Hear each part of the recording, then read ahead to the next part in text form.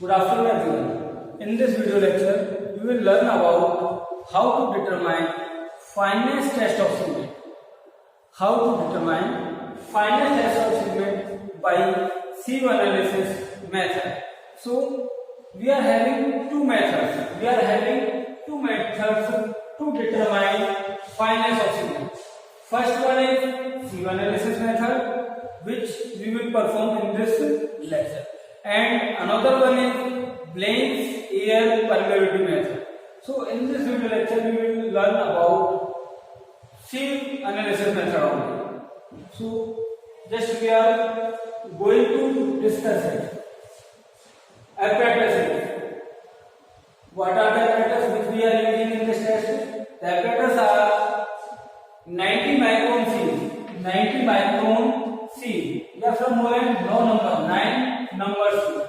या तो हम 9 number sieve बोल सकते हैं. This is the 9 number sieve.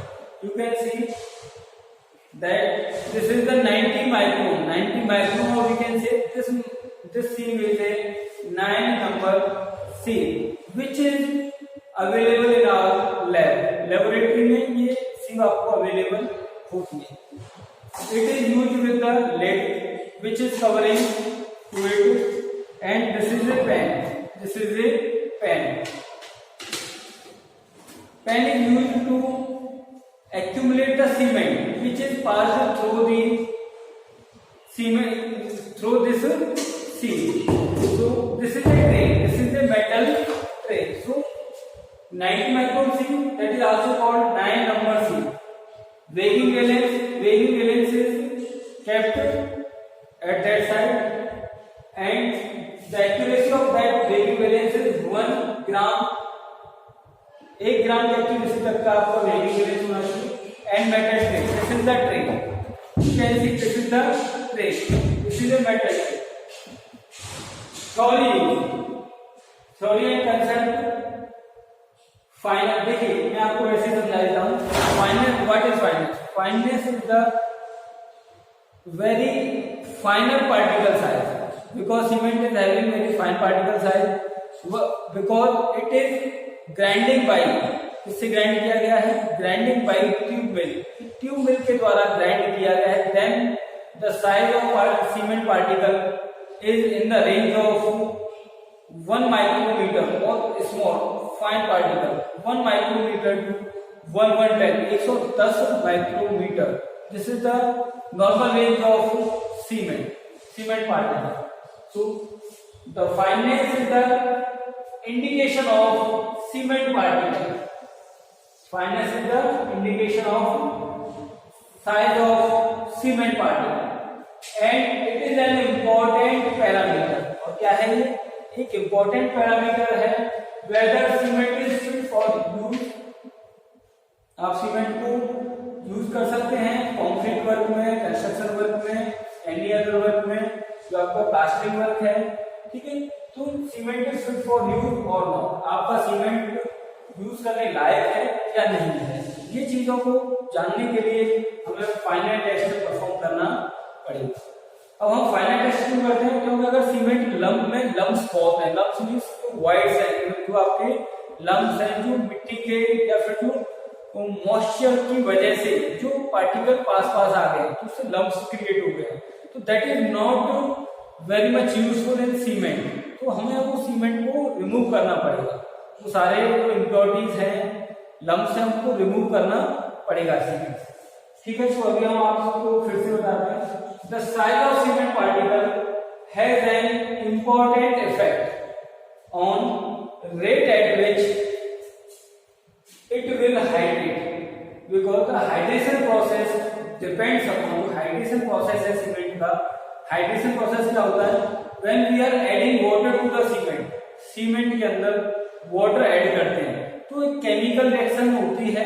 वो केमिकल रिएक्शन ही हमारी हाइड्रेशन ऑफ सीमेंट बोला जाता है. ठीक है, तो when we are adding water it will hydrate when exposed to the water.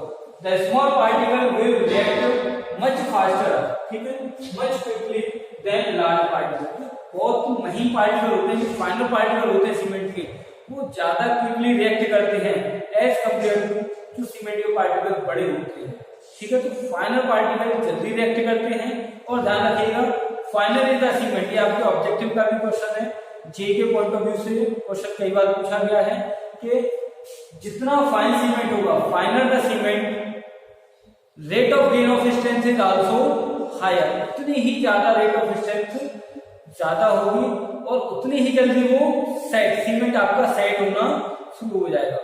जितना फाइन सीमेंट होगा, ध्यान रखना, उतनी ही जल्दी वो सेट होगा, सीमेंट जल्दी सेट होगा वाटर मिलने पर, वाटर की प्रेजेंस में, और उतनी ही वो rate of gain of strength, उतनी जल्दी स्ट्रेंथ गेन कर लेगा।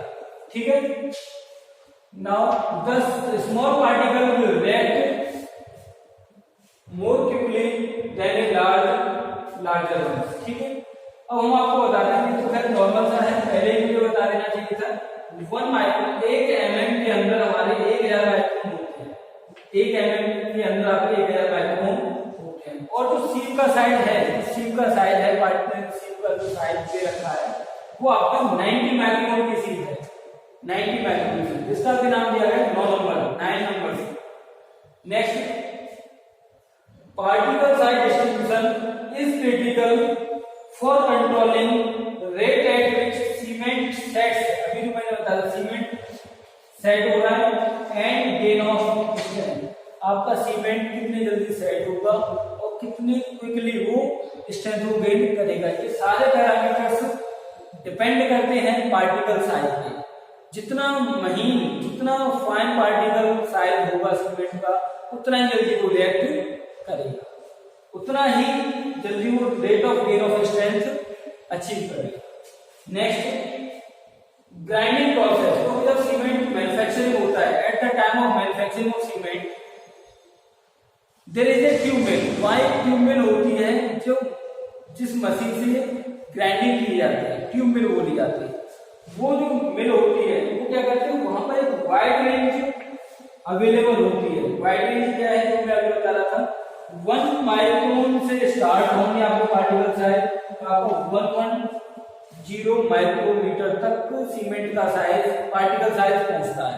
तो इसका मतलब आप सीधा समझ सकते हैं, जो सीमेंट का पार्टिकल साइज है वो कम से कम 1 माइक्रोन है, और मैक्सिमम समझ 110 माइक्रोन का हो सकता है। और जो क्या हम टेस्ट किस पे करते हैं, 90 माइक्रोमीटर की सीट पर हम इसे टेस्ट करेंगे।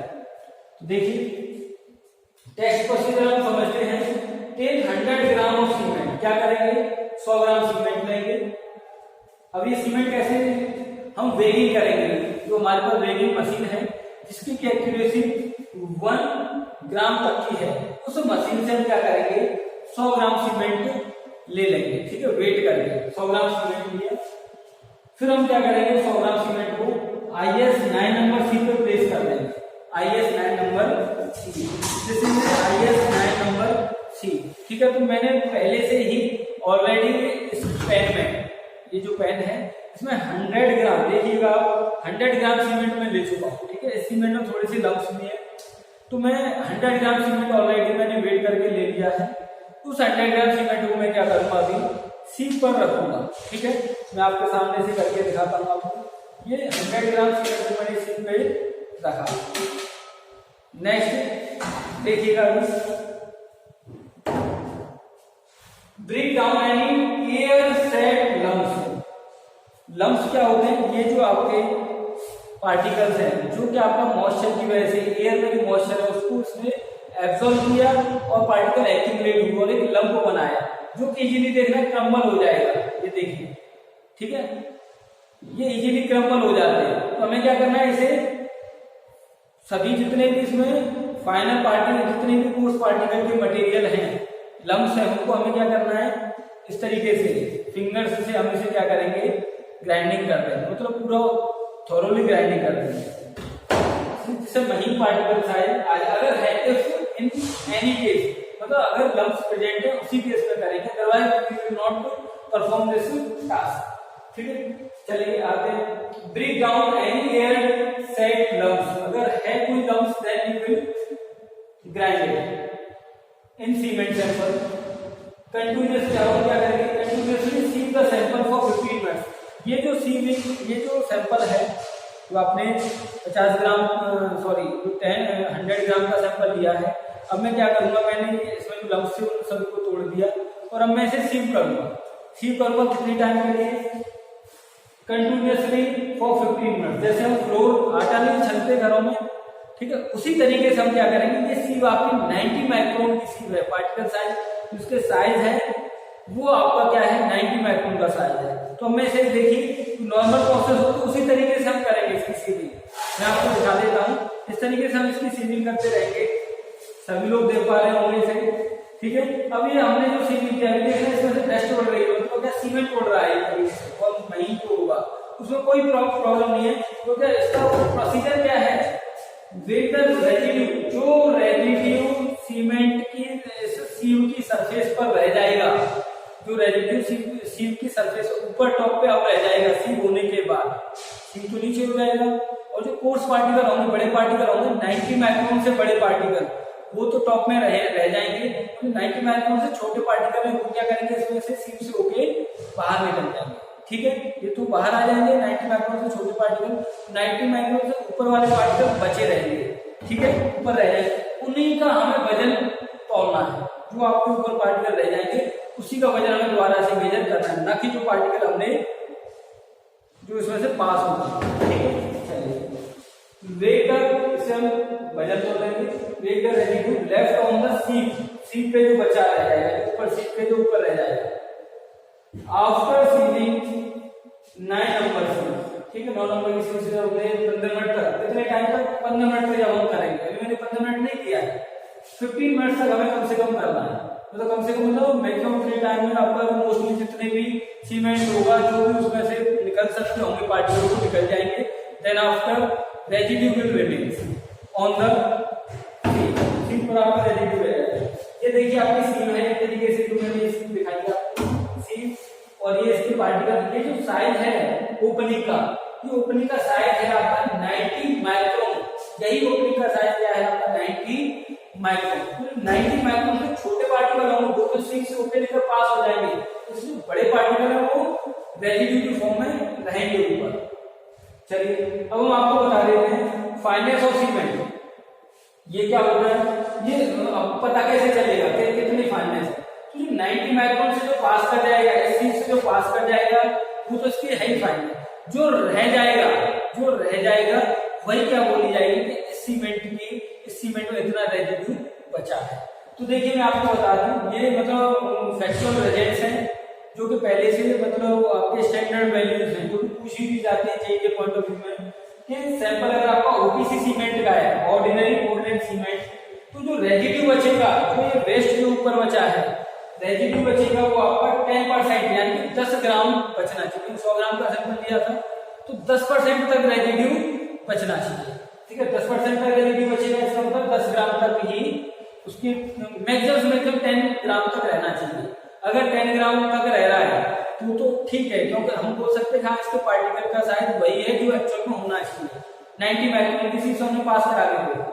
अगर हम पीपीसी की बात करें, पोर्टलैंड पोज़ोलाना सीमेंट, या फिर बात करें रैपिड हार्डनिंग सीमेंट की, तो यहाँ पर हम बोलते हैं कि इसमें और फाइनल ग्राइंडिंग होती है, जो ट्यूबवेल होती है ना मशीन, जिससे ट्यूबवेल से सीमेंट को क्या करते हैं, एक तरीके ग्राइंडिंग करते हैं, ठीक है। तो जो ग्राइंडिंग करते हैं तो उसको और बड़े लेवल पे और थोड़ा अच्छे लेवल पे ग्राइंडिंग करेंगे तो और महीन आपका सीमेंट हो जाएगा।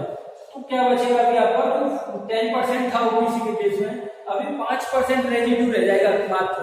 आपका कितना, 5% रेजिड्यू ओनली, मींस केवल 5 ग्राम रह जाएगा OPC and rapid hardening cement के लिए। तो ध्यान रखिएगा, ये अगर हम सिंपल सा बोले इसके कंसेप्ट से, तो हम देख सकते हैं कि PTC cement and rapid hardening cement ये आपको मोर फाइन है, these are more fine.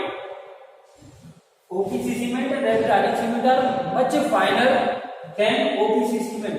OPC cement से ज्यादा फाइन है, तभी तो ज्यादा पास कर रहे हैं। पास ज्यादा करें तो रेजिड्यू कम बच रहा है, पास ज्यादा सीमेंट हो जाएगा तो रेजिड्यू कम बचेगा। तो सभी की वैल्यू देखिए, मैं सीमेंट के लिए अभी आपको करके दिखाता हूँ, ठीक है। ये आपका सीमेंट था, कुछ मैंने सीव कर दिया है, बाकी के सीमेंट को देखिए, आप खुद देख सकते हैं। सीमेंट, इसको हम क्या करें इसी तरीके से कंटिन्यूअसली कितने टाइम के लिए 15 मिनट के लिए करके देखेंगे और हम बताएंगे कि जितना महीन सीमेंट होगा, फाइन सीमेंट होगा, उतना ही सीमेंट अच्छा बोला जाता है। लेकिन ये याद रखिएगा कि जब बहुत ज्यादा फाइन हो जाता है उस केस में दो प्रॉब्लम आती है। एक तो आपका सीमेंट जल्दी सेट हो जाता है जो कि ठीक नहीं है, सीमेंट जल्दी सेट हो जाता है जो कि ठीक नहीं, क्योंकि जल्दी सेट हो जाएगा तो क्या होगा, वर्किंग टाइम नहीं मिल पाएगा, कंक्रीटिंग का टाइम नहीं मिल पाएगा। तो हमें एक normal time, initial setting time जैसे हम बोलते हैं, initial setting time of cement should not less than 30 minute, 30 minute से तो कम नहीं होना चाहिए, ठीक है। तो इसीलिए एक वाइड रेंज है, ऐसा नहीं है कि 1 माइक्रोन के सारे पार्टिकल है या 10 माइक्रोन के ही है, 50 माइक्रोन के हैं, 90 माइक्रोन के हैं, 110 के, एक रेंज है जो इक्वल डिस्ट्रीब्यूशन है, थोड़ा बहुत रफली इसमें थ्रू आउट डिस्ट्रीब्यूशन हो रखा है उसका, ठीक है। तो इसको मैं क्या करूंगा, अभी सीविंग करूंगा, देन आफ्टर कंटिन्यूअसली 15 मिनट के लिए सीविंग होगी, ठीक है। उस 15 मिनट के बाद फिर मैं क्या करूंगा, इस रेजिड्यू को वेट करूंगा और मैं आपको रिजल्ट इसका बताता हूं। This is ordinary Portland cement grade 43, ये 43 ग्रेड का सीमेंट था, ओपीसी 43 ग्रेड का, ठीक है। चलिए तो हम कर लेते हैं इसी तरीके से मैं कंटिन्यूअसली करूंगा। तब के लिए मैं वीडियो को पॉज कर देता हूं।